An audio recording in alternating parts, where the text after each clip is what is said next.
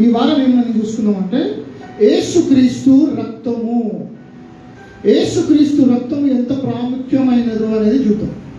ఆమె చాలామంది ఈ తరంలో చాలామంది ఎట్టున్నారంటే యేసుక్రీస్తు రక్తము గురించి పాడలేరా అంటే కొంచెం సిగ్గుపడుతున్నారు జనాలు. పబ్లిక్లో పాడాలన్నా ఎస్పెషల్లీ అన్య జనుల మధ్యలో యేసు రక్తము గురించి పాడాలంటే కొంతమంది సిగ్గుపడుతున్నారు. ఎక్కువ ఎవరిస్తున్నారు సిగ్గుపడుతున్నారు. రక్తము అని చెప్తే వాళ్ళు ఏమో అనుకుంటారు, ఏంది ఇది, యేసు రక్తము గురించి ఏందో మనం వాళ్ళు చూసుకుంటాం. ఆమె తెలుసులో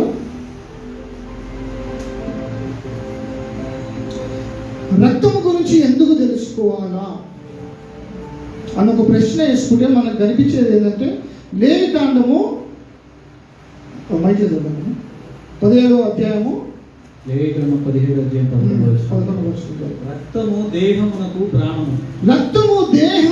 ప్రాణము అంటే ఇప్పుడు ఒకవేళ మన దేహం లేదని అవయవాలు పాడైన కిడ్నీ పాడైనప్పుడు కొన్ని రోజులైనా బతుకుతుంది. కొంతమంది నాకు మా పెద్దమ్మ ఊళ్ళో ఆల్మోస్ట్ 3 years బతికారు. అవయవాలు కొంచెం పాడైతే కొన్ని రోజులైనా బతుకుతుంది. కానీ రక్తం మొత్తాన్ని తీసేస్తే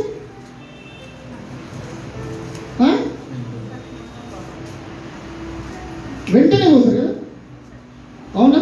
అందుకే ఎవరైనా మర్డర్ చేసేవాడు అనుకోండి, రక్తం మొత్తం కారిపోయిందంటే ఏమంటారు, ఛాన్స్ లేదంటారు. అవునా? రక్తం తక్కువ వెంటనే ఎక్కించాలి, లేకపోతే ప్రమాదమే. రక్తంలో ఏముందంట, ప్రాణము ఉంది. మొత్తం మీ నిమిత్తము ప్రాయశ్చిత్తము చేయనట్లు బలిపీఠము మీద పోయిటకే దానిని మీకు ఇచ్చితిని. రక్తము దానిలోనున్న ప్రాణమును బట్టి ప్రాయశ్చిత్తము చేయను. రక్తంలో ఉన్న ప్రాణమే మన కోసం ఏం చేస్తుందంట, ప్రాయశ్చిత్తము చేస్తుంది. ఆదికాండం 4వ అధ్యాయం 10వ వచనం. అప్పుడు ఆయన, నీవు చేసిన పని ఏమిటి? నీ తమ్ముని రక్తం యొక్క స్వరము నేలలో నుండి నాకు మొరపెట్టుచున్నది. కయ్యను ఎప్పుడైతే ఏబేలుని చంపేశాడో రక్తం మొరపెడుతుందంటే, ఆయన నోరు కాదు మొరపెట్టేది, చచ్చిపోయాడు, శరీరము చనిపోయింది, కానీ రక్తము మాట్లాడుతుంది. రక్తంకి మాట్లాడే శక్తి ఉందా అంటే ఉంది. బైబిల్ అనే సత్యం సైంటిఫిక్గా ప్రూవ్ చేసినా చేయకపోయినా బైబిల్లో ఉన్న సత్యం అది. రక్తం అంటే ఏంటంట, మొరపెడుతుందంట.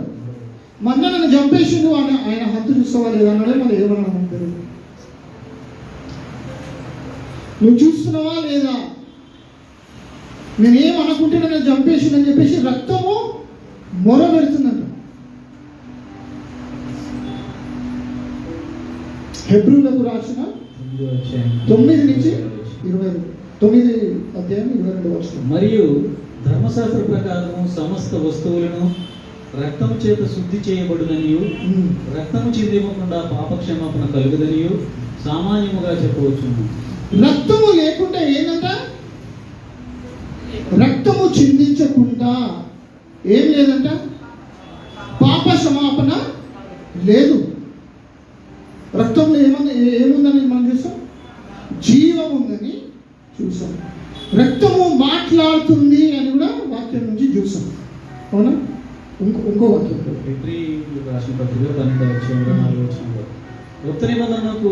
క్రొత్త నిబంధనకు మధ్యవర్తి అయిన యేసునందుకును హేబేలు కంటే మరి శ్రేష్టంగా పలుకు ప్రోక్షణ రక్తమునకును మీరు వచ్చి ఉన్నారు. యేసుక్రీస్తు రక్తం అంట మరి హేబేలు కన్నా మరి శ్రేష్టమైన పలుకుతున్నాయి అంట. ఒకవేళ కయ్యాను వాళ్ళ తమ్ముడు చంపేసింది కాబట్టి పద అంటుంది, కానీ యేసుక్రీస్తు రక్తం ఏమంటుంది, క్షమించు. పాత నిబంధనలు అంట ఏమంటారు, టెంపుల్ లేకపోతే టెంట్, గుడారం అంటారు కదా. దేవుని సన్నిధిలోకి రావాలంటే ఒక గొర్రె పిల్లని పట్టుకొని దాన్ని చంపి దాని రక్తము ఏంది బలిపీఠం మీద అన్ని వస్తువుల మీద కూడా శుద్ధిపరచాలి. అదే స్టార్టింగ్ 12:24 హెబ్రీయులకు. కొత్త నిబంధనకు మధ్యవర్తి అయిన యేసునందుకును హేబేలు కంటే మరి శ్రేష్టముగా పలుకు ప్రోక్షణ రక్తమునకును మీరు వచ్చి ఉన్నారు. దాని పైన 9:22. మరియు ధర్మశాస్త్ర ప్రకారము సమస్త వస్తువులను ధర్మశాస్త్రం ప్రకారము అంటే పాత నిబంధన ప్రకారము ప్రతిది కూడా దేవుని ఆయనము రావాలి అంటే ప్రతిది కూడా రక్తము చేత శుద్ధి చేయాలంట. ఇప్పుడు మనము చర్చిలో కూర్చున్నాం, ఎలా కూర్చున్నాం?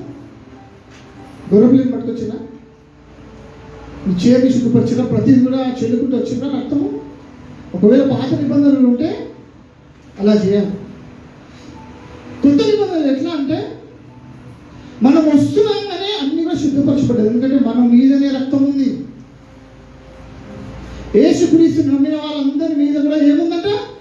రక్తం ఉంది. అందుకే మనము ఎన్ని అబద్ధాలు అన్నా, ఎన్నిసార్లు పాపంలో పడినా మన మీదికి శాపము పాపం ఇవన్నీ కూడా రాలేదు. కాబట్టి రక్తము మొరబెడుతుందంట. శ్రేష్టమైనది యేసుక్రీస్తు రక్తము ఏం చేస్తుంది?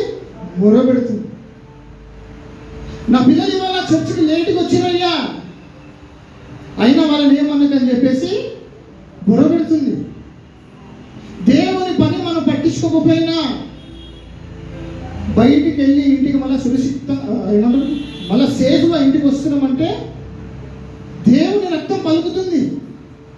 ఇప్పుడు అన్నది పెద్ద యాక్సిడెంట్ అయింది, అయినా దాంట్లో బయటికి ఎట్లా వచ్చిందో సేఫ్గా ఏం కాకుండా వచ్చిందంటే ఏమన్నా మీద రక్తం అనే కంచె ఉంది. విశ్వాసకి కంచె అంటే తెలుసు. ప్రార్థనలో కంచేయండి అంటే కంచె అంటే మనం గోడ కట్టుకున్నట్టు కాదు. రక్తం అనే కంచె బైబిల్ చూపిస్తుంది. దేవుడు చెప్పిన అన్ని జనులతో కలవకండి, వాళ్ళలో మాట్లాడకండి, వాళ్ళలాగా నన్ను పూజించకండి. అయినా కొన్ని చర్చలు దేవుణ్ణి అన్యజనుల్లా పూజిస్తూ అన్యజనుల్లా ఆయన గురించి మాట్లాడుతూ అందరు దేవుళ్ళకే ఈయన కూడా ఒక్కడే అన్నట్టుగా మనం కూడా జీవిస్తాం. తెలుసు చాలా మంది అన్యులు మాట్లాడినట్టు బూతులు మాట్లాడతాం, అన్యులు మాట్లాడితే చాటింగ్ అట్లనే ఉంటుంది, అన్యులు చేసినట్లే తాగుడు అవి ఇవి అన్నీ కూడా ఉంటుంది. అయినా మన మీదకి దేవుని ఉగ్రత రాదు. ఎందుకు తెలుసా? ఆ రక్తము మాట్లాడుతూ ఉంటుంది. తెలియదయ్యా, ఆయన తెలుసుకుంటాడు. వాగు బహు శ్రేష్టమైనది ఆ రక్తం పలుకుతూనే ఉందంట. ఇంట్లో ఏదైనా శుభకార్యం వస్తే ఫస్ట్ మనం ఏం చేస్తామంటే డిస్టెన్స్ తీసుకోవాలి. దేవుని అవమానం పరిచినట్లే నీ నమ్మకము డిస్టి మీద, వాస్తు మీద, లేకపోతే నల్లతాళ్ళు నల్లబొట్లని అవి ఇవి వీటి మీద పడుతుందంటే నీ విశ్వాసం ఏమిటి? అందులోనే ఉంది. అందులో ఉంది విశ్వాసం. ఏడుందంటే నీ విశ్వాసం అందులోనే ఉంది, దేవుళ్ళ లేదు. అప్పుడు కూడా దేవుడు నువ్వు సంఘానికి చర్చికి వచ్చి క్రైస్తవుడు అని చెప్పుకున్నా నీ మీదికి ఉగ్రత దేవుడు రాలేదంటే ఆ రక్తము మాట్లాడుతుంది. ఆ రక్తం మాట్లాడుతుంది. క్షమించయ్యా. బైబిల్లో ఒక మాట ఉంటుంది, తండ్రి అయిన దేవుడు ఉగ్రత అంట నిరంతరం అంటే ఇటర్నల్, ఏమంటారు నిత్యము అగ్ని ఎలా కాల్చో అందుకే నరకం నిత్యము. ఎందుకంటే ఆయన ఉగ్రత నిత్యము కాలుతా ఉంటుంది. వెంటనే మన మీదకి జడ్జిమెంట్ రాలేదు అంటే ఆ రక్తము మన కోసం ఏం చేస్తుందంట? మొరబెడుతుంది. గ్రహించాలి. మనకు పొద్దున నువ్వు నిద్ర నుంచి బాగానే లేసావు, నీ కాలు చేతులు బాగానే పనిచేస్తుంది, నువ్వు మాట్లాడగలుగుతున్నావు అంటే ఆ రక్తముని కోసము మొరబెడుతుంది. నిన్న చేసిన పాపము, గత వారం చేసిన పాపము కోసము మొరబెడుతుంది.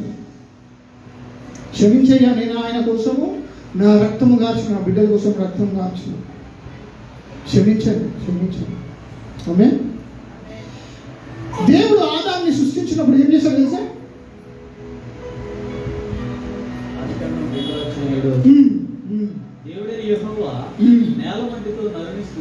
మట్టితో నరుని సృష్టించినాక జీవవాయువును దేవుడు ఊదిందంట. ఎప్పుడైతే దేవుడు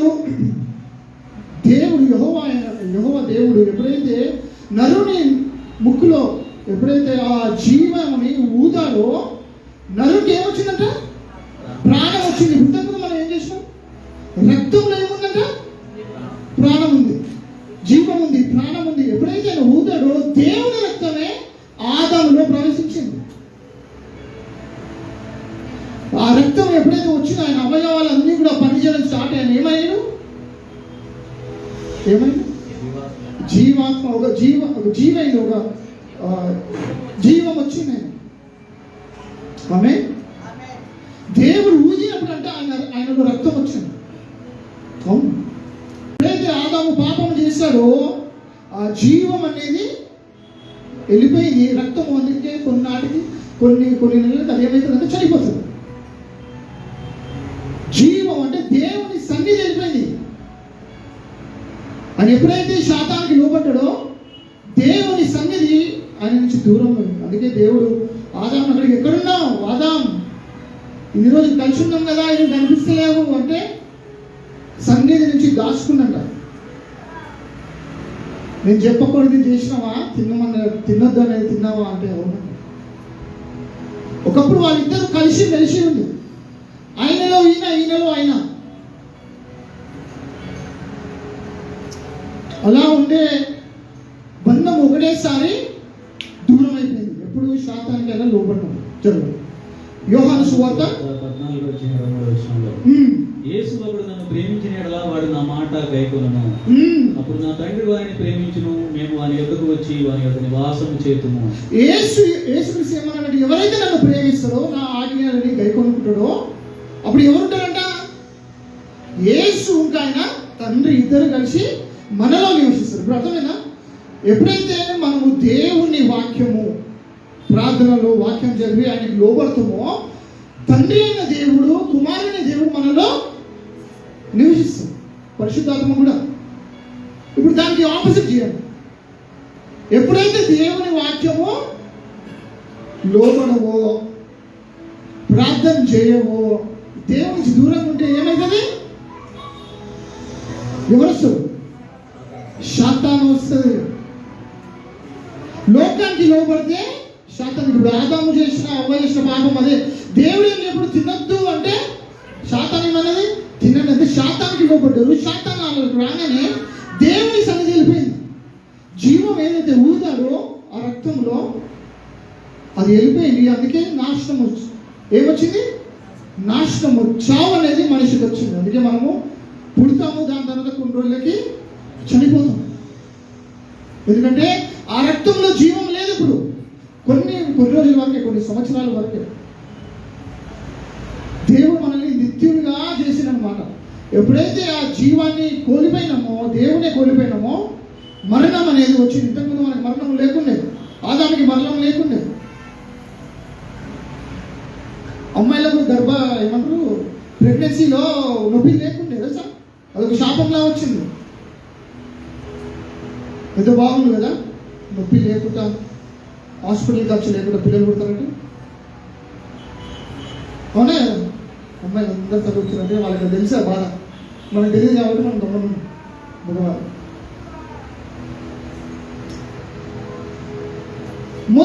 మొదటిసారి రక్తం ఏడ చిందించబడ్డదంటే ఏదైనా తోటలనే దేవుడు రక్తము చిందించడు.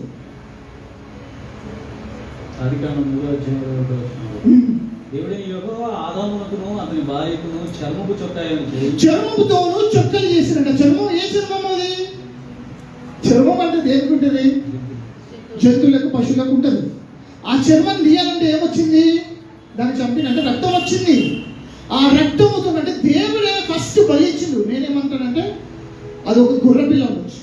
ఎందుకంటే గొర్రెపిల్ల దేనికి సాదృశ్యం? యేసుక్రీస్తుకి సాదృశ్యం. తండ్రి అయిన దేవుడే వాళ్ళకి ఏం చేసిందంట? చర్మను వాళ్ళకి చొక్కలు ఏం చేసిండు? అందుకే చూసిన వాళ్ళ దగ్గరికి పోకముందు ఏం కావాలంట? రక్తం చిందించబడాల. రక్తము చిందించబడినప్పుడే నీ పాపానికి ఏమొస్తుంది? ప్రాయశ్చిత్తము, లేకపోతే కవరింగ్. నీ పాపానికి కప్పబడాలి అంటే రక్తము చిందించబడాల. ఆదాము అవ్వ పాపం చేయకుండా ఏమైందంటే దేవుని సన్నిధే వాళ్ళకి ఒక ఏమంటారు, కవచంలా, లేకపోతే ఏమంటారు దాన్ని, ఒక డ్రెస్, ఏమంటారు డ్రెస్, వస్త్రములా ఉండే. ఆయన మహిమని వస్త్రములా ఉండే. మనం చనిపోయినాక మనకు తెలుస్తుంది పోయినాక. ఎందుకంటే మహిమ గల వస్త్రాలు మనకు మళ్ళా ఇవ్వబడదు. ఆది కాలంలో మనకి మరో మాట ఏం చూస్తున్నామంటే ఏబేలు ఎప్పుడైతే ఆ బలి అర్పణ ఇచ్చారో కయ్యోనికి తెలిసిందంట. ఏమని? దేవుని ఆయన అర్పణ లేకపోతే సాక్రిఫైస్ ని అంగీకరించాలంట. కానీ ఏబేల్ది అంగీకరించలేదు, తృణీకరించాడు. ఎందుకు? ఆయన ఆ ఏబేలు చేసిన బలిలు దేవుడు స్వీకరించాడు. ఆ ఏబేలుకి ఎక్కడ తెలుసు అంటే ఆ జమానాలో ఏమవుతుందంటే అగ్ని పైనుంచి వచ్చి దాని మీద పడుతుంది. తెలుసా? విన్నారన్నమాట. అలా కయ్యాలకు తెలిసింది, నా మీద నా దీని మీద అగ్ని పడలేదే, కానీ నా తమ్ముడు దాని మీద అగ్ని పడ్డది. ఏబేలు మీద అగ్ని పడ్డది. కానీ కయ్యాలు ఇచ్చే బలీలు అంటే పూలు ఫలాలు ఏమి ఇచ్చాడు మనకు తెలియదు, కానీ దాని మీద అగ్ని పడలేదంటే. అగ్ని ఎందుకు పడ్డది ఏబేలు మీద అంటే రక్తం చిందించబడ్డది. ఆయన ఎప్పుడైతే గొర్రె పిల్లని ఇచ్చిన అక్కడ చదువు సారీ ఆదికాండం 4:4 హేబేలు కూడా తన మందలో నుంచి తొలిచూరున పుట్టిన వాటిలో కొవ్విన వాటిని కొన్ని తెచ్చాను. యెహోవా హేబేలును అతని అర్పణను లక్ష్య పెట్టాను. చూసారా? రక్తము చిందించకపోతే ఏదంటే దేవుని అర్పణ కూడా స్వీకరించడు. చాలా మంది ఏమనుకుంటారంటే, అన్ని కొంతమంది ఏమనుకుంటారంటే మనం దేవునికి వెండి బంగారాలు ఇచ్చేస్తే యాక్సెప్ట్ చేస్తారేమో, మన హృదయాలు ఇచ్చేస్తే యాక్సెప్ట్ చేస్తాడేమో. కాదు, దేవునికి ఏం కావాలంట? రక్తము, నిష్కలంకమైన అమూల్యమైన రక్తము. అప్పుడే నువ్వు నేను అంగీకరించబడతాం. దేవుని దగ్గర రావాలి అంటే మనం ఇప్పుడు ఎంతో చాలా క్యాజువల్గా వచ్చి కూర్చుంటున్నాం. తెలుసా? పాత నిబంధనలో వాళ్ళు బలిచ్చినాక కూడా యాజకుడు రక్తం తీసుకెళ్ళి ఆ పరిశుద్ధమైన స్థలంలో పోవాలంటే వణుకుతాడంట. ఆయన కాళ్ళకి ఒక తాడు కడతాడు. తెలుసా? తాడు కట్టి ఆయన బట్టలకి ఏముంటుందంటే ఒక బెల్ అంటే ఏమంటారు, గట్టన కడతారు. కొంతమంది ఇది కూడా అంటారు, ఏమంటారంటే గజ్జల్ లాంటివి కూడా కాళ్ళకి వేసుకుంటారు. ఆ కాళ్ళకి కట్టి పంపిస్తారు లోపలికి. ఆయన రక్తం తీసుకొని పోతారు. రక్తము చేతిలో ఉన్నా వణుకుంటూ పోతున్నాడు. మనం చాలా శ్రద్ధగా వచ్చేస్తాం చర్చికి.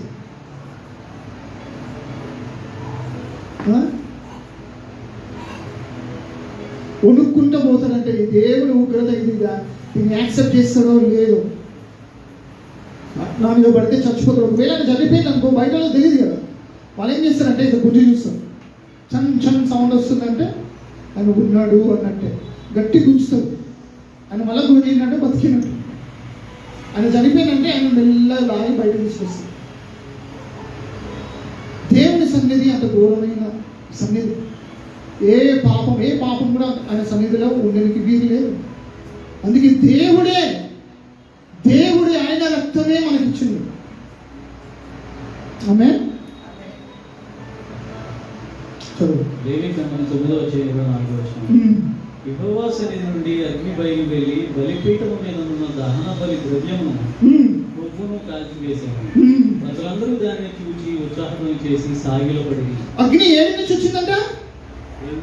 దేవుని సన్నిధి అంటే పరలోకం నుంచి, ఆకాశం నుంచి అగ్ని పడంగానే దేవుడు దాన్ని యాక్సెప్ట్ చేసి. మోషే కూడా బలిలు ఇచ్చినప్పుడు ఇవన్నీ కూడా వాళ్ళు చూశారు. దేవుని అగ్ని దిగొచ్చి. దేవుడు నాకు ఎప్పుడు వచ్చిందంటే రక్తం చిందించినప్పుడే దేవుని అగ్ని దిగొస్తుంది. సొలొమోను కూడా మొదటి గ్రంథము 25:26 ఇప్పుడు దావీదు యెహోవాకు అచ్చట బలిపీఠమును కట్టించి దహన బలులను సమాధాన బలులను అర్పించి యెహోవాకు మొరపెట్టగా ఆయన ఆకాశములో నుండి దహన బలిపీఠము మీదికి అగ్ని వలన అతనికి ప్రత్యుత్తరం. ఆకాశము నుంచి ఏమొచ్చిందంట? అగ్ని కురిసిందంట. దాన్ని యాక్సెప్ట్ చేసిన ఎప్పుడు? రక్తము చెందించినప్పుడు. ఇప్పుడు అనుకున్నావా దేవుని అగ్ని నా మీదకి రావాలని? దేవుని అగ్ని నీలోకి రావాలంటే నువ్వు ఎక్కడ ఉండాలా? నీ మీద ఏముండాలా? రక్తం ఉండాలా. యేసుక్రీస్తు రక్తం ఉంటేనే అగ్ని దిగొస్తుంది. ప్రైజ్ హల్లెలూయా. సొలొమోను గ్రంథము 7:1 సొలొమోను తాను ప్రార్థన ముగించినప్పుడు అగ్ని ఆకాశము నుండి దిగి దహన బలులను ఇతరమైన బలులను దహించెను. యెహోవా తేజస్సు మందిరము నిండా నిండెను. ఎప్పుడంటే తేజస్సు అంటే దేవుని మహిమ. దేవుని మహిమ రావాలంటే ఫస్ట్ ఏం కావాలా? రక్తము చిందించబడాలా. రక్తము చిందించబడినాకనే దేవుని అగ్ని బలిని యాక్సెప్ట్ చేసినాకనే దేవుని మహిమ నిండుతుంది. సంఘాలలో అగ్ని రావాలా. సంఘాలలో దేవుని సన్నిధి ఉండాలంటే, మన ఇంట్లో దేవుని సన్నిధి ఉండాలంటే ఏముండాలా? దేవుని రక్తము మన మీద ఉండాలా. యేసుక్రీస్తు రక్తము మన మీద ఉండాలి. రాజుల మొదటి గ్రంథం 18వ అధ్యాయము 39వ వచనం చదివినట్లయితే, అస్తమయ నైవేద్యం అర్పించే సమయమున ప్రవక్త ఏలియా దగ్గరకు వచ్చి ఇలాగూ ప్రార్థన చేశాను. యెహోవా, అబ్రహాము, ఇస్సాకు, ఇజ్రాయేలుల దేవా, ఇజ్రాయేలీల మధ్య నీవు దేవుడివై ఉన్నావనియు నేను నీ సేవకుడినై ఉన్నాననియు ఈ కార్యములనియు నీ సెలవు చేత చేసిననియు ఈ దినము నాకు కనపరచుము. యెహోవా, నా ప్రార్థన ఆలకించుము.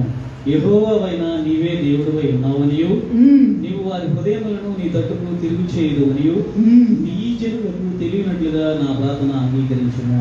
అతడు ఈలాగు నా ప్రార్థన చేయుచుండగా యెహోవా అగ్ని దిగి దహన బలి పశువును, కట్టెలను, రాళ్లను, బుద్ధిని దహించి కందకమందున నీళ్లను ఆరిపోచేశాను. అంతలో జనులందరూ దాన్ని చూసి సాగిలపడి యెహోవా దేవుడు, యెహోవాయే దేవుడు అని కేకలు వేసిరి. చూసిరా? ఇది తెలుసా? ఈ స్టోరీ తెలుసా? ఎంతమంది తెలుసు? నిజమైంది స్టోరీ అంటే స్టోరీ కాదు, ఇటుగా రాసుకున్నా. నిజంగా అప్పట్లో అయింది.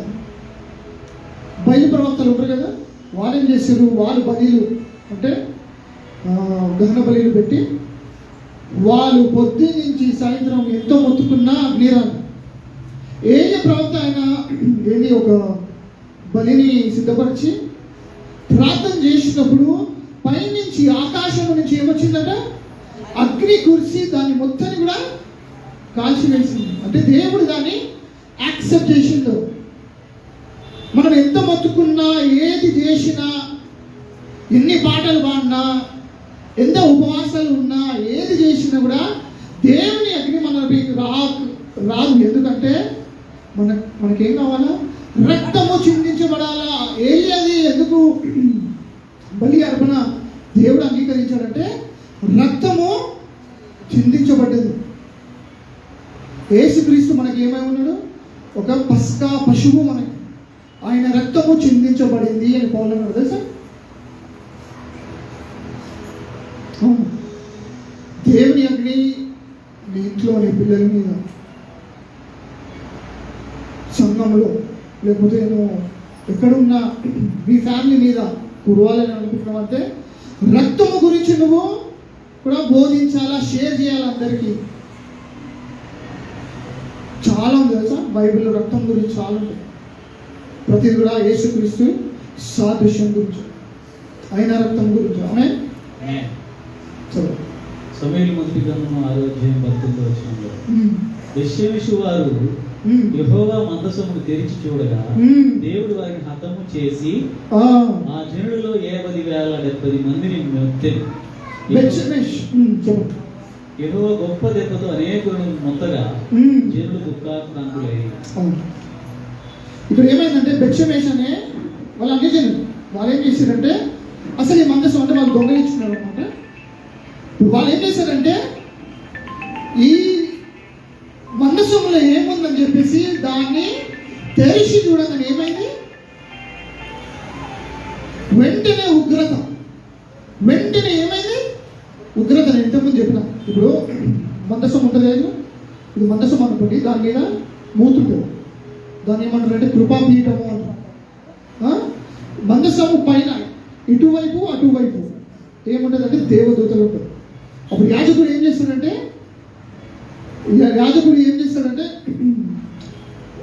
ఒక పశువుని బలిచ్చి దాని రక్తం తీసుకెళ్ళి ఆ మూత మీద ప్రోక్షిస్తాడు. అటు ఇటు ఇవి ఉంటుంది కదా దూతలు, పక్కన ప్రోక్షించినప్పుడు ఏమవుతుందంటే ఇశ్రాయేలుకు క్షమాపణ, ఆ ప్రజలకు క్షమాపణ. వాళ్ళు ఏం చేస్తారు తెలుసా? ఈ బెత్షెమెషు వాళ్ళు అరే ఇది ఏదో సరదాగా ఉందే చూద్దామని చెప్పేసి వాళ్ళు తీయంగానే దేవుని ఉగ్రత వాళ్ళ మీదకి వచ్చి, ఎందుకు తెలుసా? దాని మీద ఉన్న రక్తాన్ని తీసేసి ఏమవుతుంది? దేవుని జడ్జిమెంట్ వెంటనే వస్తుంది. 70 members డైడ్ అని ఉంటుంది ఇంగ్లీష్ బైబిల్లో 70 members డైడ్ అంట. దాని తర్వాత మొత్తం ఎక్కడ చూసినా ఏమంటారు తెగులు వచ్చేసి మొత్తం ఆ ప్రాంతం అంతా కూడా కదిలిపోయింది. ఎప్పుడైతే మనము రక్తాన్ని తీసేస్తామో దేవుని ఆజ్ఞలు లోపల ఉంటుంది కదా, మందసం లోపల ఏమేమో 3 ఉంటాయి. ఏమేముంటాయి? దేవుని ఆజ్ఞలు ఉంటుంది, ఏముంటుంది? అరోను కర్ర చిగురించబడ్డది. ఇంకోటి ఏముంటుంది? మీ ఇంట్లో రాసిన ఏముంటుంది అంటే మొత్తం ఇసు పడపడ చెప్తుంది. ఇప్పుడు 3 గుర్తు పెట్టుకోమంటే కూడా గుర్తు పెట్టుకోవాలంటే ఊహించుకోండి. ఎన్నిసార్లు చెప్పినా నేను వచ్చి చిన్న విషయాలు ఇవన్నీ, అవునా? దేవుడే నా మిమ్మల్ని కాపాడింది ఎన్ని రోజులు తెలుసుకోవాలి కదా ఆయన గురించి బాగానే. ఏమేమి ఉన్నాయి అందులో? 10 ఆజ్ఞలు, మన్నా, ఆరోను కర్ర. అక్క బైబిల్ చెప్తుంది కాబట్టి అక్క గుర్తుంది, ప్రతి ఒక్కళ్ళకి గుర్తుండాలి. వాళ్ళు ఎప్పుడైతే ఆ మూతని ఇలా తీశారో అంటే దాని రక్తాన్ని తీసారో దేవుని ఆజ్ఞలకి వాళ్ళు ఏమైనారంటే ఎక్స్పోజ్ అయ్యారు. దేవుని ఆజ్ఞలు మనం నెరవేర్స్తామా? రక్తాన్ని తీసేసారు. దేవుని ఉగ్రత వెంటనే పడ్డదాని మీద. ఎందుకంటే అది నెరవేర్చింది ఎవరో కాదు, యేసుక్రీస్తు మాత్రమే. మందసం దేనికి సాదృశ్యం అని ఇంతకుముందు నేను యేసుక్రీస్తుకి సాదృశ్యం. ఎందుకంటే అది తుమ్ముకర్రతోని ఇంకా దాని మీదికి బంగారంతో చేసిపడ్డది. అంటే తుమ్ముకర్ర ఏంటంటే ఆయన శరీరంకి సాదృశ్యం. తుమ్ముకర్ర అంట ఎన్నో సంవత్సరాలు తుక్కుపడ్డప్పుడు ఉంటుంది. అంటే దేవుడు బాడీ కూడా తుక్కుపడలేదు చనిపోయినాక. ఏమంటారు అని ఆయన కుళ్ళిపోలేదు. బంగారం దేనికి సాదృశ్యం అంటే ఆయన దైవత్యానికి సాదృశ్యం. ఆయనలో ఎందుకు 3 పెట్టారంటే 10 ఆజ్ఞలు ఎందుకు అందులో పెట్టారంటే యేసుక్రీస్తు ఒక్కడే నెరవేరుతాడు. దాని మీద ఏముందంటే బలిపీఠం మీదనే కృపాపీఠము, కరుణాపీఠము ఉంది కదా, దాని మీద రక్ష పోషించినప్పుడే క్షమాపణ. అంటే దాని మీద యేసుక్రీస్తు రక్తము ఉంది. ఆమె ఇప్పుడు పాత నిబంధనలో మనం ఏమని చూస్తున్నామంటే ఎప్పుడైతే రక్తము చిందించబడ్డదో అప్పుడే దేవుని అగ్ని పరలోకం నుంచి లేకపోతే ఆకాశం నుంచి వచ్చి మనుషుల మీద లేకపోతే ఆ బలి మీద పడినట్టుగా మనం చూస్తున్నాం. అదే మనకి నూతన నిబంధనలు కూడా చూస్తున్నాం. నూతన నిబంధనలు పెంటెకోస్తు దినంలో ఏమైంది? పరిశుద్ధాత్మ అగ్ని వల్లే ఏమైందంటే వాళ్ళందరి మీద, ఎంతమంది అయితే ఉన్నారో వాళ్ళందరి మీద కూడా దిగి వచ్చింది. అది ఎందుకు దిగి వచ్చిందంటే యేసుక్రీస్తు రక్తము చిందించబడ్డది కాబట్టి. దేవుని అగ్ని మన మీద, మనమే దేవునికి ఇప్పుడు మన బాడీ అని ఏం చేయాలంట? బైబిల్లో రాసి ఉంటుంది, give your bodies as a living sacrifice. నువ్వు ఎప్పుడైతే యేసుక్రీస్తుని అంగీకరిస్తావో, ఆయన రక్తం ఎప్పుడైతే నువ్వు అంగీకరించినప్పుడు ఆయన రక్తం నీ మీదకి వస్తుంది. తెలుసా లేదా? మన నుదుటి మీద రక్తం ఉండదు తెలుసా క్రిస్టియన్స్కి? బైబిల్ ఎక్కడ ఉంది?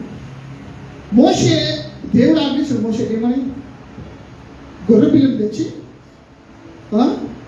తెచ్చి దాన్ని చంపి దాని బ్లడ్ ఏం చేయాలంట? గుమ్మానికి మళ్ళా రైట్ లెఫ్ట్ పెట్టమని చెప్పింది. ఎందుకు తెలుసా? దాంట్లో ఉన్న వాళ్ళందరూ కూడా ఏముంది అంటే మన మీద రక్షణ ఉంది కాబట్టి మనం ఇంకా నాశనం అయిపోలేదు. ఒకవేళ మనం చనిపోయినా మనం ఎక్కడ ఉంటాం?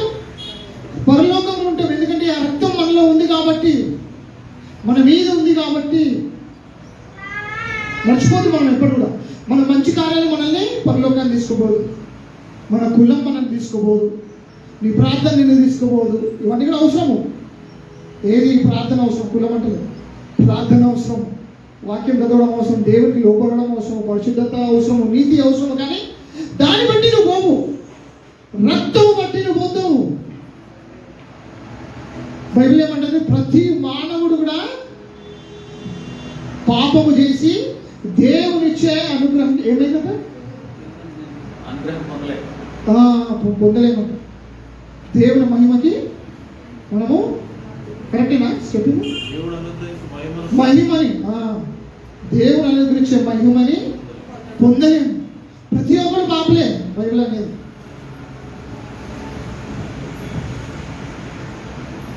ఆమె మూఢ నమ్మకాలు నిన్ను పరలోకానికి చేర్చవు. ట్యూస్డే అయితే నేను బయటికి రాను. ట్యూస్డే అయితే ట్యూస్డే ఏమంటారు? శనివారం, మంగళవారమా? ఓకే, మంగళవారం. శనివారం కూడా అంటారు కదా, శనిదేవుడు అంటారు కదా కొంతమంది. శుక్రవారం కూడా అంటారా? ఆ రోజు మంచి రోజులు పెట్టుకోము, లేకపోతే బర్త్డేస్ పెట్టుకోము, పెళ్ళిళ్ళు పెట్టుకోము, డబ్బులు ఇల్లు గృహప్రవేశం ఉండగా చేయాలట. కానీ యేసు దేవుడు ఏమన్నాడు తెలుసు? స్టార్టింగ్ ఆదికాండంలోనే ప్రతిరోజు ఆయన సృష్టించి ఏమన్నాడు? ఇది మంచిది మంచిది అన్నాడా? శని అన్నాడు. మంచిది, ప్రతిది కూడా మంచిది. దేవుడు చేసింది ప్రతిది మంచిదే. దేవుడికి ఇవన్నీ పాటిస్తేనే వాళ్ళకి లోపడినట్టు విశ్వాసం ఉన్నప్పుడు అప్పుడే దేవుడు ఆనందిస్తాడు. అమ్మ, నా బిడ్డ, నా కొడుకు నన్నే నమ్ముతున్నాడు, వీరి పిచ్చిగానే నమ్ముతున్నాడు. గళితీయులకు రాసిన పత్రిక చదవండి ఒకసారి. నేను ఇప్పుడు చాలాసార్లు చదివించిన 4వ అధ్యాయము. గళితీయులకు రాసిన పత్రిక 4వ అధ్యాయము 8 నుంచి చదువుతుంది వారు. తెలుగులో మైకి చదవండి.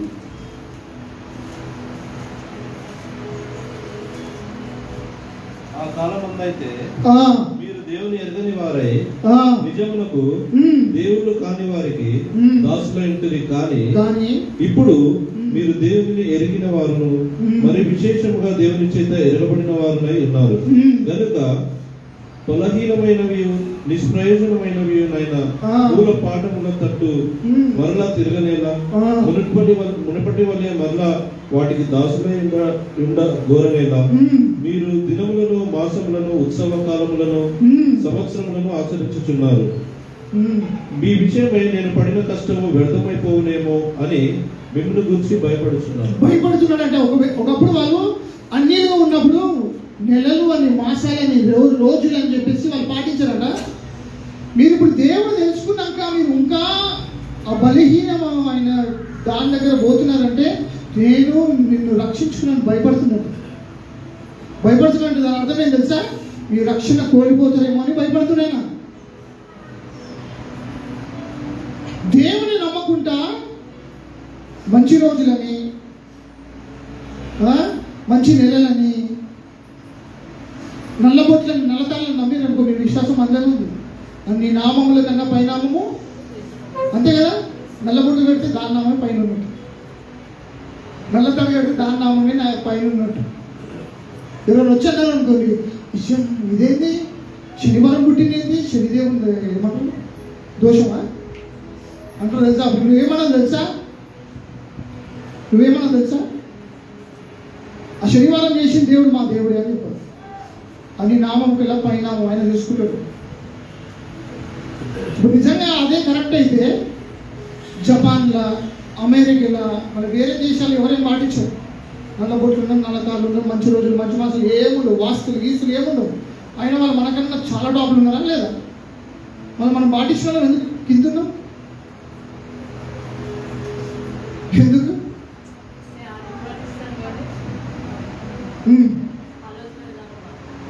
అది మన విశ్వాసం. అంటే ఎంత చదువుకున్నా చదువు లేని వాళ్ళకనే, ఎడ్యుకేటెడ్ అన్ఎడ్యుకేటెడ్ అంటారు తెలుసా? చదువుకున్నాక కూడా చదువు లేని వాళ్ళకి చదువు. నిర్గమకాండం 24:4 మరియు మోషే యెహోవా మాటలన్నిటినీ వ్రాసి ఉదయమందు లేచి ఆ కొండ దిగువను బలిపీఠమును ఇశ్రాయేలు 12 గోత్రముల చొప్పున 12 స్తంభములను కట్టి ఇశ్రాయేలీయులలో యవ్వనస్తులను పంపగా వారు దహన బలులను అర్పించి యెహోవాకు సమాధాన బలులుగా కోడెలను వధించింది. అప్పుడు మోషే వాటి రక్తంలో సగము తీసుకుని పల్లెములలో పోసి ఆ రక్తంలో సగము బలిపీఠం మీద ప్రోక్షించాను. అతడు నిబంధన గ్రంథమును తీసుకుని ప్రజలు పిలిపింపగా వారు యెహోవా చెప్పినవన్నీ చేయుచు విధేయులమై ఉండుమనిరి. అప్పుడు మోషే రక్తమును తీసుకుని ప్రజల మీద ప్రోక్షించి, ఇదిగో ఈ సంగతులన్నిటిని విషయమై యెహోవా మీతో చేసిన నిబంధన రక్తం ఇదే అని చెప్పాను. ఇప్పుడు ఇజ్రాయెల్ ప్రజలు ఎంతమంది ఉన్నారు? అప్పుడు ఎన్నో లక్షల మంది, మిలియన్స్ ఆఫ్ పీపుల్ ఉన్నారు. అంతమందికి దేవుని ఆజ్ఞ ఇయ్యకముందు ఏమైంది? రక్త ప్రోక్షణ అంటే ఎన్నో బలిలు వాళ్ళ మీదకి వెళ్ళి చెల్లినాకనే ఆ ధర్మశాస్త్రం వాళ్ళ మీదకి ఇచ్చింది. అక్కడ మళ్ళా ధర్మం అది ఏంటంటే యెహోవా మాటలు సెలవించదు. అతడు నిబంధన గ్రంథమును తీసుకుని నిబంధన గ్రంథం తీసుకుని ప్రజలకు వినిపింపగా వారు యెహోవా చెప్పినవన్నీ చేయుచు విధేయులమనిరి. అప్పుడు మోషే రక్తమును తీసుకుని ఏం చేసిందంట? ప్రజల మీద ప్రోక్షించి, ఇదిగో ఈ సంగతులన్నిటి విషయమై యెహోవా మీతో చేసిన నిబంధన రక్తం ఇదే. నిబంధన రక్తము మనకి ఏం చేస్తుందంటే దేవుని మధ్యలో మనకి ఏం చేస్తుందంట? నిబంధనము. దేవునితో సహవాసం ఉండాలంటే ఏముండాలా? రక్తం ఉండాలి మన మధ్యలో. అందుకు యేసుక్రీస్తు అదే అన్నాడు మత్తయి సువార్త 26, ఇది నా రక్తము, పాప క్షమాపణ నిమిత్తము అనేకుల కొరకు చిందింపబడుతున్న నిబంధన రక్తము. మోషే కూడా ఏం చేసిందంట? రక్తము పోషించి ఏమన్నాడంట? దేవునికి నీకు మధ్యలో నిబంధన ఏంటంట? రక్తము. యేసు ప్రభు కూడా అదే అంటున్నాడు, ఇది నా రక్తము. అంటే మోషే ఆ జమానంలో లేకపోతే పాత నిబంధనలు ఎప్పుడైతే బలిలు ఇచ్చాడో ఆ రక్తము, గొర్రె పిల్లలు కానీ ఏ పశువుదైనా రక్తం ఉన్నప్పుడు ఆ రక్తం ఏంటంట? యేసుక్రీస్తుకి సాదృశ్యం. ఆ రక్తము దేవుని నిన్ను కలిపే నిబంధన రక్తము. ఆ రక్తము లేకుంటే ఎవరు కూడా ప్రవేశించలేరు. చాలా మంది ఏమంటున్నారు తెలుసా? యేసు ప్రభు నమ్మడం అవసరం లేదు, తండ్రి ఉంటే చాలంటున్నారు తెలుసా? యెహోవా విట్నెస్ చాలా పెద్ద ప్రమాదంలో పడతారు. బెత్షెమెషు వాళ్ళు ఏం చేశారు? రక్తాన్ని తీసేసారు. అప్పుడు ఏమైంది? దేవుని ఉగ్రత వెంటనే వచ్చి నిమిషంలో అందరూ చనిపోయారు. 70 మెంబర్స్ చనిపోయారు. ఇప్పుడు యెహోవా విట్నెస్ ఏమంటారు? జీసస్ నమ్మద్దు, ఆయన దేవుడు కాదు, ఆయన రక్తము ఏది ఎవరిని శుద్ధిపరచదు. ఎప్పుడైతే నమ్ముతావో దేవునికి నీకు నిబంధనలను తొలగించేస్తున్నావు. అప్పుడు దేవుడు మనకి నేరుగా వదిలేసి ఏమవుతుందంటే నరకంలో పడతాము. ఎందుకు తెలుసా? పరలోకం పైన ఉంది, నరకం కిందికి ఉంది. పాతాళ లోకం అంటారు కదా, కిందికి. బైబిల్లో కొన్ని వర్సెస్ ఉంటాయి ఏంటంటే కింద పడ్డామనుకో కింద నేల దాకాదంట, పోతూనే ఉంటాం కిందికి. ఎండ్లెస్ పిట్ అంటారు ఇంగ్లీష్లో. ఏమంటారు? ఎండ్లెస్ పిట్ ఏమంటారు తెలుగు? కింద ఎండ్ ఉంటుంది, లోపల పోతూనే ఉంటుంది. ఎందుకు తెలుసా? దేవుని ఎదుర్కోలేమన్నా. ఆయన నిత్యుడు కాబట్టి ఇది కూడా నిత్యత్వం పోతూనే ఉంటాం, కాలుతూనే ఉంటాం, పోతూనే ఉంటాం, బయటకు వస్తూనే ఉంటాం. అట్లా ఉంటుంది. ఎప్పుడైతే నిబంధన రక్తంని తీసివేస్తారో, చాలా మంది ముస్లిం సోదరులు కూడా అదే అంటారు. ఏమంటారు అంటే యేసు ప్రభు నీకోసం చచ్చిపోలేదు, ఆయన రక్తం చిందించబడలేదు, ఆయన ఎత్తబడ్డాడు, అది ఇదని స్టోరీ ఉంటుంది. అదేం తెలుసా? శాతాన్ని చెప్పి అబద్ధం. రక్త నిబంధన తీసేద్దామనే ఎప్పుడైతే రక్త నిబంధన తీసేస్తావో వెంటనే క్షణంలో ఆ బెత్షెమెషు వాళ్ళు ఎలా చనిపోయారు, మనం కూడా చనిపోయి నరకానికి వెళ్ళిపోతాం. అందుకే ఆ నీళ్ళు చనిపోగానే విన్నాను ఎప్పుడైనా సాక్షులు చనిపోగానే వాళ్ళు కళ్ళు ఇప్పుడు ధనవంతులు కళ్ళు ఏడదేశంలో చనిపోయిన వెంటనే నరకంలో సెకండ్స్లో. ఎందుకు తెలుసా? రక్త నిబంధన లేదు.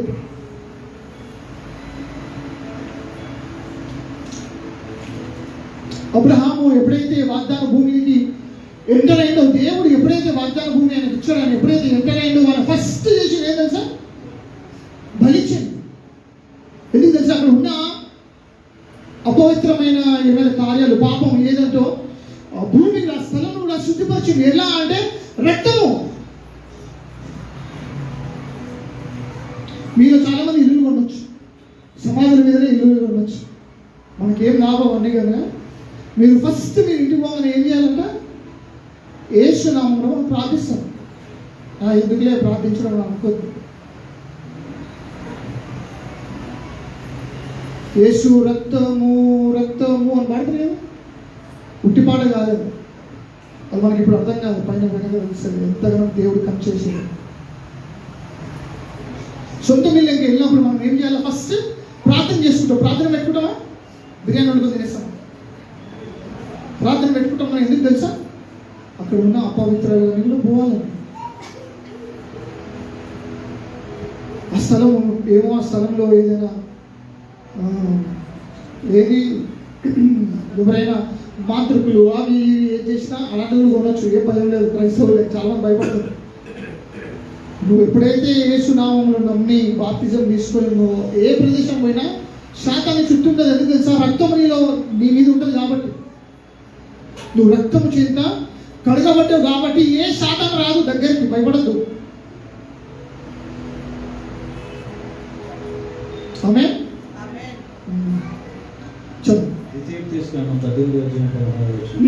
ఈ గొప్ప అగ్ని నాకు ఇకను కనపడకుండా కాక అని చెప్పి ఆ సమయమున దేవుడైన యెహోవాను నీవు అడిగిన వాటన్నిటి చొప్పున నీ దేవుడైన యెహోవా నీ మధ్యను నా వంటి ప్రవక్తను నీ సహోదరులలో నీ కొరకు పుట్టించును. మోషే దేవుడికి ఏమన్నాడు? దేవుడు మోషేకి ఏమన్నాడంటే, ప్రజలకు అంటున్నాడు దేవుడు ఏమన్నాడంటే, మోషేలాగా ఒక ప్రవక్తని నేను మీ మధ్యలో పంపించినప్పుడు ఆయన చెప్పినవన్నీ కూడా మీరు వినాలంట. అది ఎవరో కాదు, యేసు ప్రభు.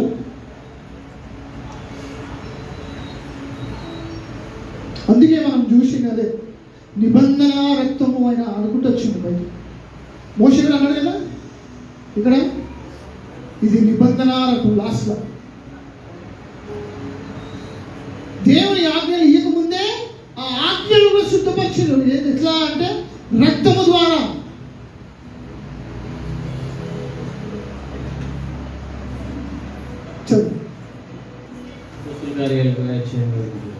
దేవుడు తన స్వరక్తం ఇచ్చి సంపాదించిన దేవుడు తన స్వరక్తము అంటే యేసు ప్రభులో ఏ రక్తం ఉంది?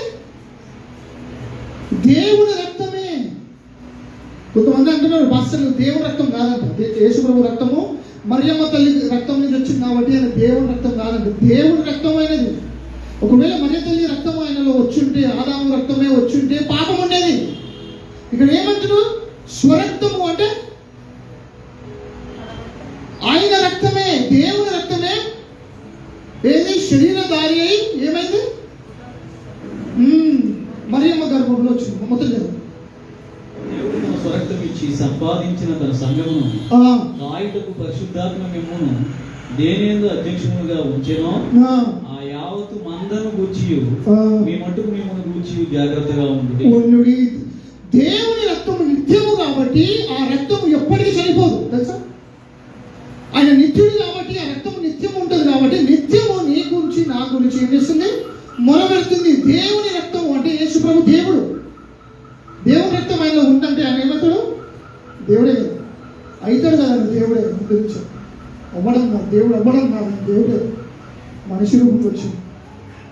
మనిషి రక్తం మనుషులు ఉంటే ఏదంటూ. హలో, ఇప్పుడు మీ పిల్లలు కోతి శాస్త్రం చేసేటప్పుడు కొంతమంది కొన్ని డైలాగులు ఉంటుంది. ఏదైనా కోతి రక్తం ఉందని కోతి రక్తం తీసుకున్నాం అర్థం. మనిషిలో మనిషి రక్తం ఉంటే మనిషి అంటారు. ఆయనకి దేవుని రక్తం ఉందంట. దేవుని రక్తము ఆదాము ఏదైతే కోల్పోయిందో సన్నిధి, దేవుని రక్తము మళ్ళా యేసు ప్రభులు వచ్చింది. ఆ సహవాసము ఆయన తండ్రితో పెట్టుకున్నాడు కాబట్టి అందుకే ఆయన ఏమన్నాడు? నువ్వు నన్ను ప్రేమిస్తే నా ఆజ్ఞలు గైకొలిస్తే ఆయన స్వీకరించినప్పుడు ఆయన రక్తము ప్రతి పాపాన్ని కడిగి మనము ఆయన తండ్రి ఇంకా కుమారుడు ఇద్దరు కలిసి మన లోకి వస్తారు. ఎప్పుడు వస్తారంటే నువ్వు యేసు ప్రభుని నమ్మినప్పుడు, ఆయన రక్తము నీ కోసం చిందించబడ్డదని నమ్మినప్పుడు, ఆయన మళ్ళా తిరిగి లేచాడని చెప్పి నమ్మినప్పుడే. చాలామంది వాళ్ళకు చాలా ఈజీ క్రిస్టియానిటీ అయిపోయింది. ఈజీ క్రిస్టియానిటీ అంటే జీసస్ లవ్స్ యూ అని అయిపోయింది. అది సువార్త. సువార్త కాదు.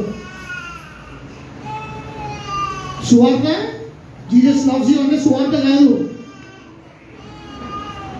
సువార్త ఏంటంటే ఆయన మన కోసం మనిషి రూపంలో వచ్చి చనిపోయి రక్తము చిందించి మళ్ళా 3వ దినము తిరిగి లేచింది. ఆయన నమ్మిన మాత్రమే స్పర్లో కనిపోతుంది. లేకపోతే నరకం కూడా చెప్పాలి, దేవుడు చెప్పింది కాబట్టి. పరలోకం గురించి కన్నా నరకం గురించి యేసు ప్రభు ఎక్కువ బోధించింది తెలుసా బైబిల్లో. అది భయపడాలని కాదు, హెచ్చరిక. ఆడ పడిపోతావు, నమ్ముకో నన్ను అన్నట్టు. నువ్వు నీ సొంత పనుల ద్వారా లేకపోతే నీతి ద్వారా నువ్వు పోలేవు. నువ్వు నా కొడుకుని నమ్మాల్సిందే. దేవుని రక్తాన్ని స్వీకరించాలా, లేకపోతే లేదు. అందులో కడగబడితేనే నీకు ఏంది రక్షణ, పాప క్షమాపణ, లేకపోతే లేదు. ఎంత ఘోరమైన పాపము కూడా ఆ రక్తము హెడము వల్ల మార్చేస్తుందట తెలుసా. ఒక దైవజనాలు అన్న మాట ఏంటంటే, ఎప్పుడైతే ఒక క్రైస్తవుడు ఫారెన్ అని పేరు గుర్తుకొస్తుంది, ఒక క్రైస్తవుడు ఎప్పుడైతే యేసుక్రీస్తుని నమ్ముతాడో అప్పుడు తండ్రి అయిన దేవుడు మనల్ని ఎలా చూస్తున్నాడంటే, మనం ఎప్పుడు పాపము చేయగానే అన్నట్టుగానే చూస్తున్నాడు. ఎందుకంటే ఆయన మన పాపాన్ని మర్చిపోతాడని బైబిల్లో రాస్తుంది తెలుసా. మన పాపాన్ని గుర్తుపెట్టుకోవడం మర్చిపోతాడు. అర్థమైందా?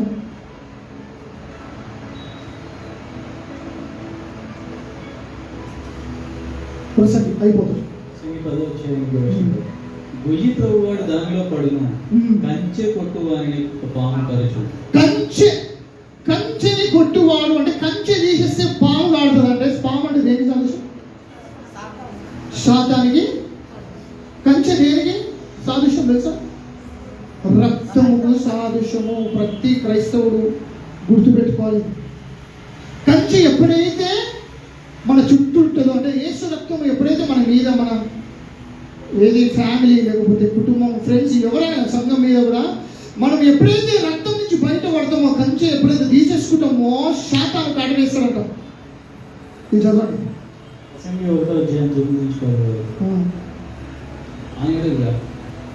అపవాది యోగు ఊరకయే దేవుని యందు భయభక్తులు కలవాడాయన. అపవాది ఊరకయే దేవుని యందు భయభక్తులు కలవాడాయన. నీవు అతనికి, అతని ఇంటి వారికి, అతనికి కలిగిన సమస్తమునకును చుట్టూ కంచె వేసిందంటే ఆయన ఇంటి వారికి, వాళ్ళ పిల్లలకు కలిగిన ఇంకా సమస్తం అంటే ఆయన బిజినెస్ కూడా, ఆయన ప్రాపర్టీ కూడా ఏముందంట కంచె వేసి. కంచె అంటే ఎప్పుడైతే నువ్వు యేసు ప్రభు నమ్ముతావో అన్ని కూడా ప్రొటెక్టెడ్ ఉంటుంది. ఎందుకంటే దానికైనా ముందు 9 ఉంది కదా, దానిపైన యాక్చువల్లీ అది ప్రసంగి కాదు, అది యాక్చువల్లీ జోబ్. ఓకే, నువ్వు దానికైనా ముందు చదువుతావు, అది కాపీ పేస్ట్ తప్పులేదు. యోబు గ్రంథం అది ఫస్ట్ 9 to 10. దానికైనా ముందు చదివితే ఏమంటారు తెలుసా? యోబు ఏం చేసేది తెలుసా? యోబు ఏం చేసాడు?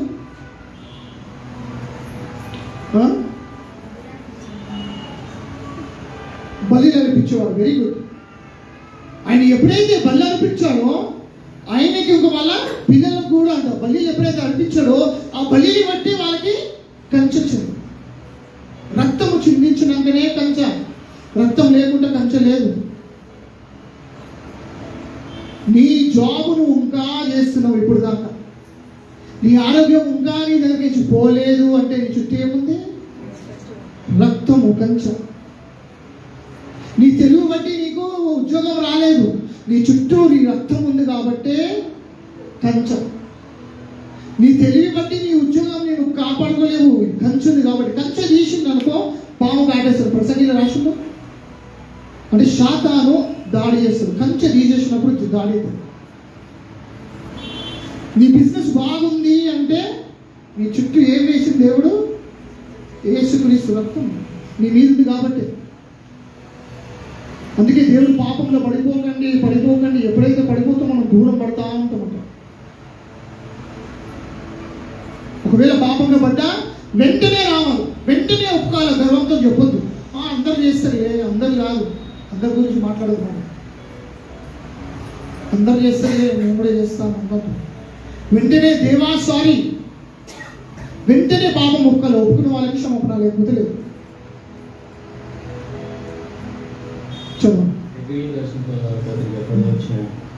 అయితే ఆ బలులు అర్పించుట చేత ఏటేటా పాపములు జ్ఞాపకములకు వచ్చుచున్నవి. ఏలైనగా ఎడ్ల యొక్కయు మేకల యొక్కయు రక్తము పాపములను తీసివేయట అసాధ్యము. ఆ, కాబట్టి ఆయన ఈ లోకమందు ప్రవేశించినప్పుడు ఇలాగ చెబుతున్నాడు, ఆ, బలియు అర్పణయు నీవు కోరలేదు గాని ఆ. నాకు ఒక శరీరం అమర్చితివి. ఒక శరీరంని ఏం చేసిందంట? అమర్చితిందంట. ఆ శరీరం ఏదో యేసుక్రీస్తు శరీరం. మరియ గర్భంలో ఎప్పుడైతే ఆ శరీరం వచ్చిందో అది నా కోసమే దేవుడు చేసింది కార్యం, మన పాపాల కోసమే. ఆమె చదువు ఫిబ్రవరి 10. యేసుక్రీస్తు యొక్క శరీరం ఒక్కసారి అర్పింపబడుట చేత ఆ, ఆ చిత్తమును బట్టి మనము పరిశుద్ధపరచబడి ఉన్నాము. మళ్ళా ఇంకోసారి యేసుక్రీస్తు యేసుక్రీస్తు యొక్క శరీరము ఆ, ఒక్కసారి అర్పింపబడుట చేత అర్పింపబడిన చేత ఆ చిత్తమును బట్టి మనము ఆ చిత్తము బట్టి మనము పరిశుద్ధపరచబడి ఉన్నాము. పరిశుద్ధపరచబడ్డాము. నువ్వు ఎన్ని కొబ్బరికాయలు కొట్టినా, టెంకాయలు కొట్టినా, మోకాలు వేసినా, మన క్రైస్తవులు ఉంటారు మోకాలు వేసుకొని చర్చలకు పోతారట. దేవుడు అంగీకరించాలి. దేవుడిని అంగీకరించాడు కాక అంగీకరించాడు ఎంత చేసుకో మంచి పని. యేసు ప్రభువుని ఎప్పుడైతే అంగీకరిస్తావో నువ్వు అంగీకరించబడ్డావు. ఆయనని ఎంతమంది అంగీకరించారో వాళ్ళకి ఏమి ఇచ్చిందంటే అధికారం. కుమారులు కుమార్తెలు అవ్వడానికి దేవుడు అధికారం ఇచ్చాడు. ఎవరిని అంగీకరించాలంట? యేసు ప్రభువుని అంగీకరిస్తే నువ్వు మోకాలు వేసి, చాలా మంది అంటారు ఏమంటారు, బెల్లంగానే చచ్చిపోతారు. మోకాలు వేసుకొని 1 కిలోమీటర్ నడుస్తారు, ఆల్మోస్ట్ కిలోమీటర్ ఉండదు, 1/2 కిలోమీటర్ రక్తం వచ్చిస్తుంది. అది ఏమో పెద్ద భక్తి అన్నట్టు. దేవుడు అట్లా యాక్సెప్ట్ చేయడు. నీ రక్తము నా రక్తంలో పాపం ఉంది, మన రక్తం బయటపడ్డదంటే పాపం బయటపడినట్టే. నీ మంచి పనులు, నీ అవి ఇవి ఏది కూడా మూఢనమ్మకాలు ఇంకేముంటది, బంగారం వెండి నువ్వు ఏది ఇచ్చినా దేవుడిని అంగీకరించడు. యేసు ప్రభువు రక్తము, యేసు ప్రభు నేను కడిగినప్పుడు నువ్వు అంగీకరించినప్పుడే నువ్వు ఆయన కుమారుడు కుమార్తెలని ఫిక్స్. దాన్ని ఎవరు చేయలేదు. నువ్వు చనిపోయినా ఆయన దగ్గర నిమిషంలో వెళ్ళిపోతావు. అది ఎందుకంటే యేసుక్రీస్తు రక్తము చిందించబడ్డది కాబట్టి. మర్చిపోదు మనం రోజు కూడా. ఆయనను మునుపు దూరస్తులమైన మీరు ఆ, ఇప్పుడు క్రీస్తు యేసునందు క్రీస్తు రక్తము వలన సమీపస్తులై ఉన్నారు. దూరం ఉన్న మనము ఏమైందమంట అంటే, దూరం అంటే నాశనానికి పోతున్నాం, నరకానికి పోయేవాళ్ళు. మనము రక్తము వల్ల మనం దేవునికి దగ్గరైనాం. దేవుడు మనలో, మనం దేవుడు. అది ఎలా సాధ్యమైంది? పరిశుద్ధమైన దేవుడు మనలాంటి పాపము. ప్రార్థన చేసినప్పుడు సిస్టర్ ప్రార్థన చేసినప్పుడు ఏమన్నా తెలుసా, ఆయన బల్ల తీసుకుని కూడా మనకు అర్హత లేదు, ఆయన చేయబెట్టేంత అర్హత లేదు. ప్రార్థన చేసి కదా ప్రార్థన కరెక్ట్. చేయబట్టే అర్హత లేదు, మాట్లాడే కూడా అర్హత లేదు మనకి. కానీ అది సాధ్యము. దేవుడే మనలో నివసిస్తాడు, అని ఆత్మ మనలో నివసిస్తుంది, మనం ఆయనలో నివసిస్తాం. అది సాధ్యం ఎట్లయిందంటే యేసుక్రీస్తు రక్తము వల్ల. మర్చిపోదు, ఆ గర్వం మనకి ఎప్పుడు రావద్దు. నేను ప్రార్థన చేస్తే అయిపోతుంది, నేను 10 రోజులు ఉపవాసం చేస్తే అయిపోతుంది కాదు. యేసుక్రీస్తు రక్తం వల్ల అవుతుంది. అట్లా అని చెప్పి ప్రార్థన చేద్దాం చెప్తాను చేయాలా, ఆయన ఇది జ్ఞాపకం పెట్టుకొని ఆయనకు లోబడి చేయాలి, కానీ గర్వంతో చేయాలి. ఆమె నెక్స్ట్ 1వ పేజీ. పితృ పారంపర్యమైన మీ వ్యర్థ ప్రవర్తనను విడిచిపెట్టినట్లుగా వెండి బంగారముల వంటి క్షయ వస్తువుల చేత మీరు విమోచింపబడలేదు కానీ అమూల్యమైన రక్తము చేత అనగా నిర్దోషమును నిష్కలంకమును గొర్రె పిల్ల వంటి క్రీస్తు రక్తము చేత విమోచింపబడితే మీరు ఎరుగుతారు కదా. చూసినా, వెండి బంగారాలు మనల్ని కొనలేదు, రక్తము చేత బట్ట మనం కొనబడ్డాం. రక్తము చేత. ఇప్పుడు చాలా మంది ఉంటారు, ఇవాళ తెలుసా ఆల్ సోల్స్ డే అంటారు, తెలుసా విన్నారా? ఆల్ సోల్స్ డే అంటారా, విన్నారా? ఎక్కువ క్యాథలిక్స్ యాక్షన్ జరుపుకునేది. బిలీవర్స్ కూడా దీన్ని పాటిస్తారు. పాటించడం అంటే జ్ఞాపకం చేసుకుంటారు, తప్పేం లేదు. చనిపోయిన వాళ్ళని జ్ఞాపకం చేసుకొని ప్రేయర్ పెట్టించుకొని పర్లేదు, అది అవన్నీ ఓకే బైబిల్ ప్రకారం. కానీ చనిపోయిన వాళ్ళు పరలోకం పోవాలని చెప్పి నువ్వు ప్రార్థన చేసినావు ఎప్పుడు పోరు. సామ్స్ కీర్తన 49:7 చదవండి. ఇది ఇక్కడ పెట్టలేదు కానీ కీర్తన 49:7 ఉంటుంది. 7 అనుకుంటా, ఇంగ్లీష్లో 7 ఉంటుంది. ఎవడును ఏ విధం చేత తన సహోదరుని విమోచింపలేడు. ఒక మనిషి ఇంకో మనిషిని విమోచింపలేరు. నెక్స్ట్ ఎందుకంటే చెప్పండి. వాడు ఆ, కుళ్ళు చూడగా నిత్యము బ్రతుకున్నట్లు ఆ. వారి నిమిత్తము దేవుని సన్నిధిని ప్రాయశ్చిత్తం చేయగలవాడు ఎవడు లేడు. ఎవరు లేదంటే నువ్వు నీ సహోదరు గురించి పాపాల కోసం నువ్వు ఒప్పుకున్నా వాళ్ళు పోరు. బైబిల్లో క్లియర్ ఇది. ఒక మనిషి ఇంకో మనిషి కోసం పాపాలు ఒప్పుకున్నాను జరిపోయాయి కదా. ఇప్పుడు క్యాథలిక్ బ్యాక్గ్రౌండ్ నుంచి వచ్చినా కాబట్టి చెప్తున్నాం. ఒకప్పుడు నేను విశ్వాసం ఉంది కాబట్టి వాళ్ళకు ఒక విశ్వాసం ఉంటుంది, బైబిల్ విశ్వాసం కాదు అది. వాళ్ళు ఏమంటారంటే మనిషి చచ్చిపోగానే నరకానికి పోరంట. పర్గెటరీ అనే ఒక స్థానం ఉంటుంది, వెయిటింగ్ ప్లేస్ అంటారు అన్నమాట. అక్కడ పోతారంట. మనం ఎప్పుడైతే అంటే వాళ్ళ ఫ్రెండ్స్ కానీ వాళ్ళ కుటుంబ సభ్యులు ప్రార్థన చేస్తారో ఆయన గురించి, లేకపోతే మంచి కార్యాలు లేకపోతే డొనేషన్స్ ఇస్తారో, అలాంటివన్నీ చేసినప్పుడు ఆయన ఆత్మ వెళ్ళిపోతుంది పరలోకం. తెలుసా, చాలా మంది నమ్ముతారు ఇది, నేను కూడా నమ్మేది. థ్యాంక్ గాడ్ వాక్యం ఉంది కాబట్టి అందుకే బయటపడ్డా. ఇప్పుడు ఏమని రాసింది, ఒక సహోదరుడు ఇంకో వారికి ప్రార్థన చేసి ప్రాయశ్చిత్తం ఎప్పటికీ చేయలేమంటారు.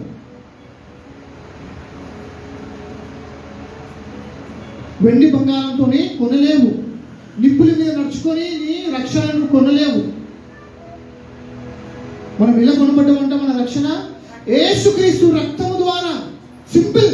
సాల్వేషన్ ఇస్ ఈజీ అన్నాడు దేవుడు. నా కాడి పోయట ఏంటంట సులభం. అది సింపుల్గా నమ్మకుండా ఓ నిప్పుల మీద నడుస్తాం, వెండి బంగారాలు చాలా మంది ఇస్తారు తెలుసా హిందూస్. వెండి బంగారాలు అవి ఎందుకు తెలుసా? ఏదో దేవుని దగ్గర కృప పొందుకుంటున్నాను. అవ్వదు, చచ్చిన అవ్వదు. చదువు ప్రకటన గ్రంథం 12. దానిచ్చిన సాక్ష్యమును బట్టి వారిని జయించి గొర్రె పిల్ల రక్తము బట్టి సాక్ష్యము చేసి బట్టి రెండు కూడా వాళ్ళు మొత్తుకుని దేని జయించారంట? శాతాన్ని జయించారు. నువ్వు నేను జయించాలంటే ఆ గొర్రె పిల్ల రక్తము. చదవండి మళ్ళా. గొర్రె పిల్ల రక్తము బట్టి తామిచ్చిన సాక్ష్యము బట్టి వారిని జయించి ఉన్నారు కానీ మరణము వరకు తమ ప్రాణమును ప్రేమించిన వారు కారు. నువ్వు దేని బట్టి అంటే నువ్వు నీ ప్రాణాన్ని ఎక్కువ, లోకాన్ని ఎక్కువ ప్రేమిస్తున్నా, ఏది చేసినా నువ్వు జయం పొందలేవు. కానీ ఆ రక్తముని ఇంకా నీకు దేవుడు ఇచ్చిన సాక్ష్యం అంటే యేసుప్రభు నా కోసం చనిపోయింది, నేను ఒకప్పుడు పాపిని కదా, దేవుడు నన్ను ఇప్పుడు రక్షించిందని చెప్పి ఆ సాక్ష్యము ద్వారా, ఆ రక్తము ద్వారానే నీకు జయము. లేకపోతే జయం. ఒక చిన్న స్టోరీ చెప్పి నేను ముగిస్తాను. ఎంతమంది తెలిసింది? రోమా సైనికులు తెలుసుగా, యేసుప్రభు చనిపోయినాక ఏడవలసింది బల్ల పక్కలో వచ్చింది కదా. ఇది బైబిల్లో లేదు కానీ హిస్టరీలో బైబిల్ కాలేజ్ అప్పుడు చెప్తారు. ఇది ఆయన పేరు లాంగియస్. సినిమాలలో కూడా చూపిస్తారు. ఆయన ఎప్పుడైతే పొరుస్తాడో రక్తము నీళ్ళు కారి ఆయన కళ్ళ మీద పడగానే, కొంతమంది ఏమంటారు ఒక కళ్ళు గుడ్డిగా ఉండే, లేకపోతే మబ్బుగా ఉండేవాడు. ఆ రక్తం మన కళ్ళలో పడగానే వెంటనే స్వస్థత పొడుచుకుంది. స్వస్థత ఎందుకుంది? రక్తం చూపించి కాబట్టి స్వస్థత. తెలుసా, భూమి పునాదం వేయకముందే ఆయన మన కోసం బలైన బైబిల్ రాసుకుంటాడు.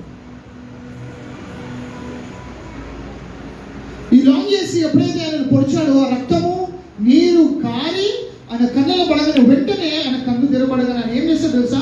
సువార్థికుడు అయిపోయింది, రోమా సైనికుడు. మీరు హిస్టరీ చూడండి, నేను ఏదో ఒకటి కథలంటే హిస్టరీ కూడా మనం నమ్మాలా తెలుసా? ఇప్పుడు చార్ల్స్ స్పర్జన్ ఉండే, ఎట్లా తెలుసు మనకి? చూసినామా చార్ల్స్ స్పర్జన్? కలిసిరా మీరు? కానీ హిస్టరీ చెప్తుంది కాబట్టి. మహాత్మా గాంధీని కలిసిరా? హిస్టరీ చెప్తుంది కాబట్టి నమ్ముతున్నాం. లాంగ్ ఏజ్లో ఒక హిస్టరీ. ఈయన ఏమంటుందంటే ఆయన సువార్థికుడు అయిపోయింది అనమాట. సువార్థికుడు అవగానే చాలా మంది రక్షణ పడుతున్నారు, చాలా మంది స్వస్థతలు అవుతున్నాయి. అప్పుడు పిలాతు ఏం చేసిన, ఆయన తెలిసిపోయింది. ఆయన ఎప్పుడే కంప్లైంట్ చేస్తే, ఆయన కన్ను వచ్చింది కాబట్టి కదా సువార్త చేశాడు, ఆయన కళ్ళు వీకేన్ అన్నాడు. కళ్ళు వీకేసాడు. మళ్ళీ 2 కళ్ళు వీకేన్ అన్నాడు. ఏం చేసిండు? అయినా సువార్త ప్రకటిస్తున్నాడు. సువార్త ప్రకటించినాక ఏమైందంటే ఆయన నాలిక కోసిండు అన్నాడు. నాలికని కోసేసినందుకు కూడా ఆయన నోట్లకి స్వరము సువార్త వస్తూనే ఉన్నాడు. అదొక అద్భుతం. సువార్త చెప్తూనే ఉన్నాడు, రక్షణ వస్తూనే ఉంది. లాస్ట్కి ఏం చేసి ఆయన పట్టుకొచ్చి రోమా దేవుళ్ళ మధ్య పడేసిరంటారు. వాళ్ళ దేవతలు వాళ్ళ మధ్యలో పడేసి, మా దేవులను మొక్కో, యేసుప్రభును విడిచిపెట్ట అంటే కూడా విడిచిపెట్టకుండా సడన్గా ఆయన ఇట్లా గుడ్డలో ఆయన కత్తి, పక్కన సైనికుడు కత్తి దొరికేసింది. దొరకగానే వాళ్ళ దేవుల విగ్రహాలని కొట్టేసింది. ఇరగొట్టంగానే వెంటనే ఆయన ఎప్పుడైతే దాన్ని ఇరగొట్టేసిందో ఆయన అన్న మాట ఏంటంటే, ఇప్పుడు మీరు దేవుడు లెక్కరా అని అది అన్న మాటకే అక్కడ భూకంపం వచ్చి ప్రతి అక్కడ ఉన్న విగ్రహాలన్నీ కూడా పడిపోయింది. అది కూడా తట్టుకోకుండా లాస్ట్కి ఆయన చంపేశాడు. అది రోమా ఈయన సైనికుడు ఇచ్చిన సాక్ష్యం. ఆ రక్తము వల్ల అంత పెద్ద కార్యం లేదు. ఒకవేళ ఆయన పొడవకపోతే, ఆ రక్తం ఆయన కళ్ళలో పడకపోతే ఏమవుతుంది? ఆమె నువ్వు నేను చాలా మంది పిల్లలు పుట్టినట్టు చాలా బాగున్నారు, అందరూ కంచుంది కాబట్టి. ఏదో తండ్రి ఇంకా ఏది తల్లి బాగున్నారు కాబట్టి పిల్లలు బాగా పుట్టినారు. దేవుని కంచుంది కాబట్టి బాగా పుట్టినారు. చాలా మంది ప్రార్థనలు ఉన్నాయి కాబట్టి ప్రార్థనల వల్ల కంచె కట్టబడుతుంది. అర్థమైందా? ఎంతమందికి అర్థమైంది? దేవుని రక్తమే మనకు ఇంటికి ఒక కంచె. సింగర్ సింగ్ పాడగలుగుతాం. యేసు రక్తం గురించి పాడగలుగుతాం.